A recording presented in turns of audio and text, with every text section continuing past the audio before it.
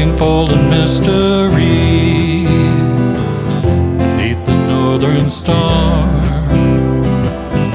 looking for the pot of gold at the rainbow's end, hoping that I find it soon beneath the gypsy moon. Hi, this is Jan Lewis. Welcome to Be My Guest. We have a encore appearance of a very special guest, Micha Shalev. And Micha is the co-owner of Dodge Park Rest Home and the Oasis at Dodge Park in Worcester. If any of you listen to the Jordan Levy Show on WTAG, you've probably heard Micha on the show talking about this great new place. And I know that Jordan always stresses that it's going to be so safe and such a happy place for people to come. Micha, tell us a bit about the Oasis and what it's going to be offering people. Yeah, I'll be happy to. Thank you for having me on your show. It's always my pleasure to come back. The Oasis at Dodge Park should be open around the end of October of this year. The Oasis at Dodge Park is going to be licensed as a rest home for specialized with people with dementia and Alzheimer's disease. We're going to have a 50-bed. We're already approaching 50% reservation already. People reserve rooms. Wow. As we speak. So it's going to be a really unique place, not only from design perspective, but also from point of care. It's going to be the same wonderful team that's been well known running Dodge Park, including myself, my partner, my director of nursing, all my floor manager, and all my nurses team. They're all going to be part of the team that's going to provide the care for the Oasis facility. It sounds like it's going to open in October. Paul, if you could zero in on someone, which one would you like to see? He brought some gorgeous pictures of indoors of part of the Oasis. Paul, which one do you want? You want to start with the one beside you? Yes, I'll be Let's start happy with that to. one. Tell us what that one's all about. What we're basically seeing right now on this picture, this is the rendering for our common area for the living room. The concept for the Oasis was to bring as much light that we can from the outdoor indoor and to bring the outdoor indoor to the resident. So it's going to be a lot of square footage for 50 residents. The building will be around 34,000 square feet for 50 residents. So this is going to be among one of the largest square footage per resident.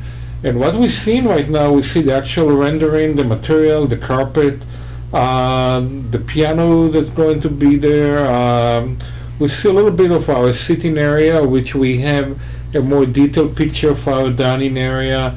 And the idea to try to bring it more like a home feeling, an upscale home and a lot of space for the resident. And it looks like it's got a lot of healthy lighting. Now, we're going to feature the dining room, which is down here. And this one, I love the lighting here. You've got the high lights up in the wall, up in the ceiling. That is yeah, beautiful. I mean, the ceiling going to be very, very high. Mm-hmm. This is part of the feeling of made the building look very unique. Yeah. As you can see now, a dining room rendering, it's also a very unique concept. The concept that you can see, we're going to have two dining areas. Each dining area will accommodate only 25 residents. So it kind of will be small enough, not going to be like a huge dining area like we feel in a large institution or a large facility. Yeah. And across from each dining room, we have a nurse's station and a residential kitchen. So if you look at the nurse's station, it resembles more of a kitchen than a nursing station. Yeah.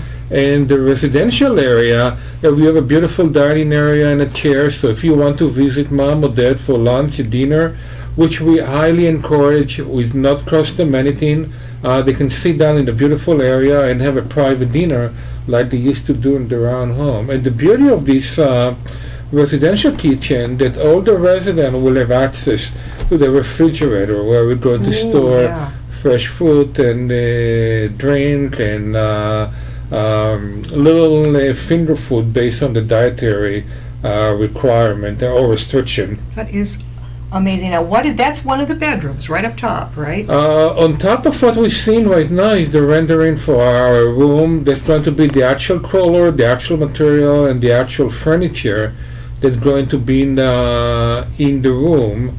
And again, the room is going to be very spacious. Look at the lighting on that. It's sorry? beautiful. The lighting is great. Yeah, it's going to be a beautiful fixture. Each room will be huge windows.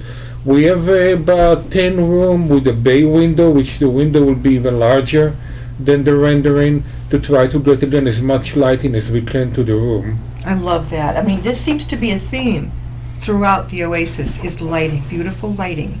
Yeah, I mean, this is what the nature of the name Oasis. Oasis is, yeah. Actually, the Oasis name was picked up by my daughters. Your daughters picked it? Yeah, both of my daughters come up with this name too. How old are your daughters?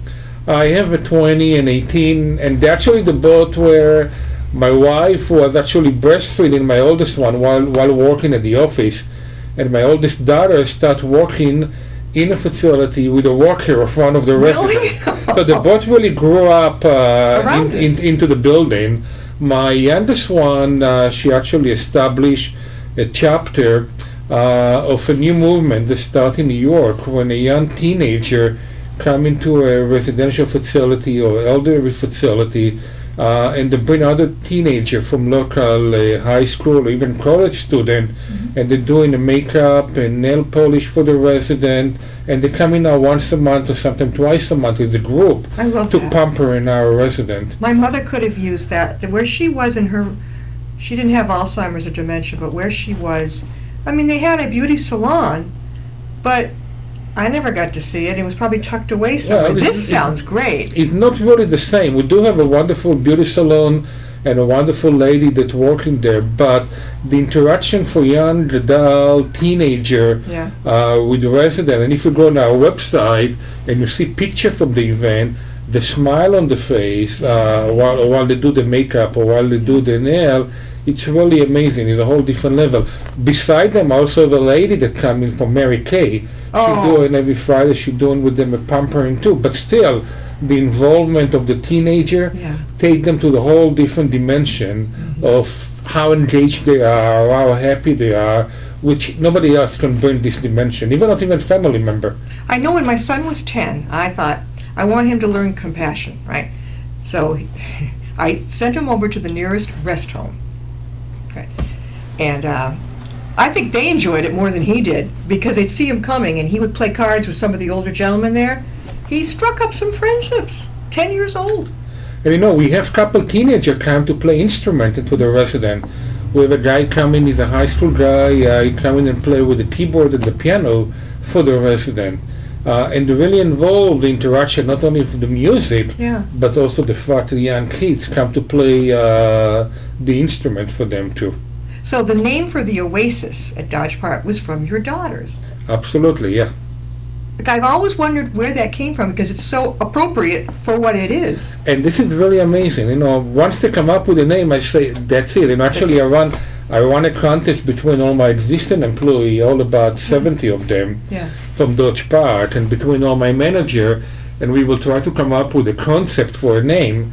And I really didn't like all the name, and I remember my partner and myself, we were sitting for hours to try to come up with a name that really delivered the dimension not only of our vision for the building, but also the vision for the care, and to the concept for the care at Oasis. And when they come up on the spot with a name That too. was it.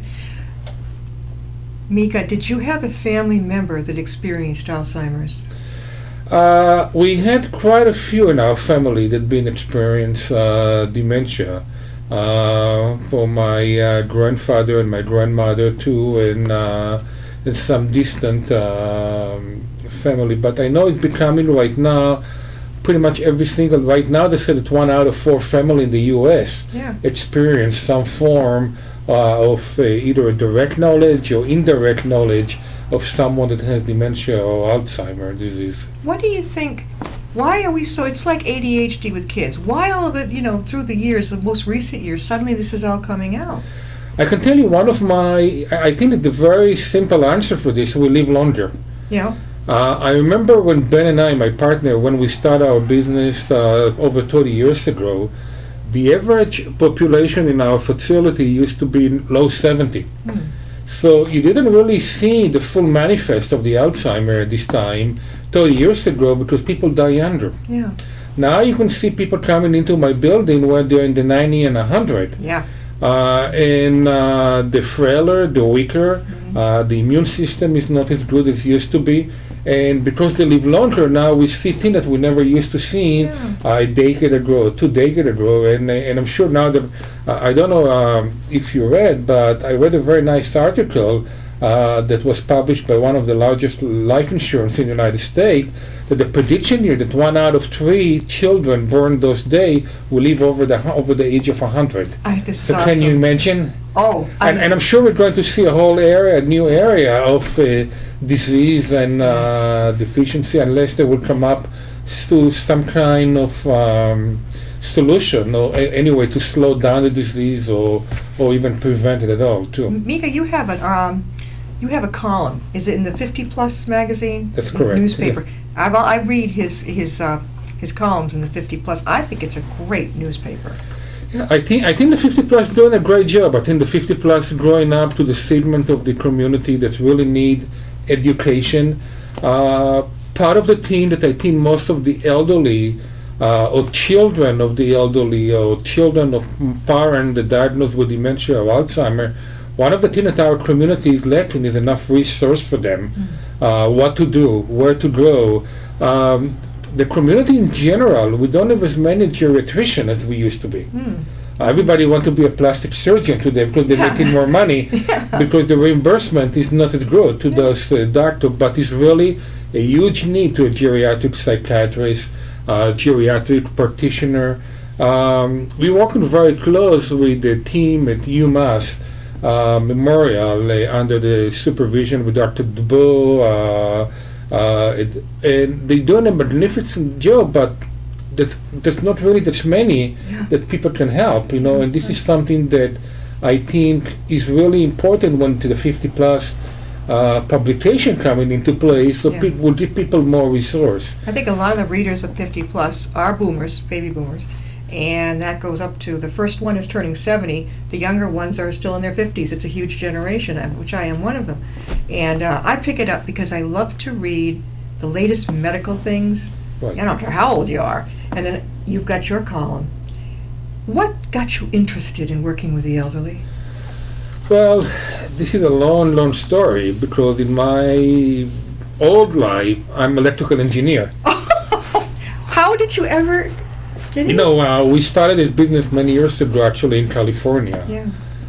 Ben and I, my partner, we've been doing this for about 20 years before we moved to Massachusetts over 10 years ago. And I used to work for engineering company and supervise a team of engineers. And one of my co-workers, the guy I supervised, his mom was having this kind of business in California, and I went to see, and I really fell in love with the concept. And I started working with Ben, and I advanced my career, advanced my education, get a master's degree in healthcare management, get certified as a dementia care practitioner and dementia care manager, and going to try to be on top of all the new advances in this field, but also try to come from a point of view that what can we do different? And this is what we're very well known at Dodge Park, because we're going the extra mile to provide what the resident need. I give an example. When someone is moving into a care facility, most of the anticipation is that the resident will adjust to the daily life in the facility. We are coming from a different approach. So, well, what can we do?